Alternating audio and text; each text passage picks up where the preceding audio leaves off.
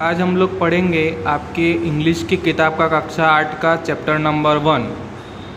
ध्यान से देखिए, यहाँ पे लिखा हुआ है, here is the timeline of the great Gujarati writer Kanhaiya Lal Munshi.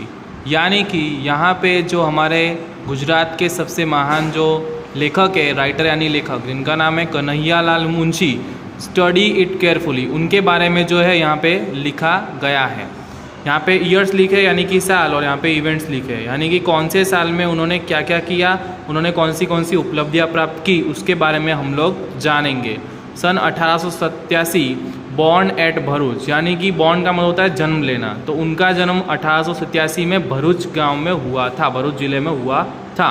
1916 rot पतन नी प्रभुता, उन्होंने ये जो है अपना पहला लेख लिखा था जिसका नाम था पतन नी प्रभुता। 1920 में रॉट पृथ्वी वल्लभ, उन्होंने अपने दूसरा लेख लिखा जिसका नाम था पृथ्वी वल्लभ। रॉट का मतलब होता है लिखा या लिखा था। 1930 में उन्होंने लोप मुद्रा नामक जो है किताब लिखी थी। 1938 में फाउंडेड भारतीय विद्या भवन, फाउंडेड का मतलब होता है निर्माण करना या उसकी स्थापना करना, तो भारतीय विद्या भवन की जो है इन्होंने स्थापना की थी कन्हैया लाल मुंशी जी ने। 1937 to 40 यानी कि 1937 से 1940 Riemann the home minister of Mumbai state. 1937 में जो है उन्हें होम मिनिस्टर यानी कि मुंबई का गृह मंत्री बनाया गया था, और 1940 तक वे जो है गृह मंत्री रहे थे।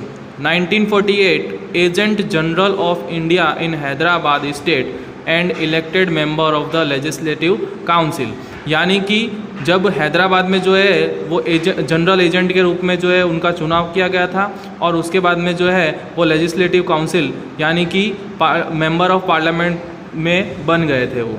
1952 to 53 Riemann minister of agriculture, यानी कि कृषि विभाग के मंत्री, कृषि मंत्री के रूप में उन्हें नियुक्त किया गया था 1952 में, और 1953 तक वो रहे थे पूरे एक वर्ष। 1952 to 57 Riemann governor of Uttar प्रदेश, यानी कि 1952 से 1957 तक वो उत्तर प्रदेश के जो है गवर्नर के रूप में नियुक्त किए गए थे। He died in 1971 at his resident in Mumbai, 1971 के वर्ष में उनका जो है देहवास हो गया था, उनकी मृत्यु हो गई थी उनके घर में मुंबई में। Suppose you met him when he was the governor of Uttar Pradesh, what question would you ask him. यहाँ पे लिखा है कि यदि आप उनसे मिलते तो आप उनसे क्या जानना चाहते, ये बात यहाँ पे लिखी गई है। तो आप लोग का जो होमवर्क है वो आप लोग समझ लीजिए, ये पूरा का पूरा जहाँ जितना भी दिया हुआ है पूरा पैराग्राफ आपको अपने नोटबुक के अंदर लिखना है, वो भी 2 बार। Okay students, thank you.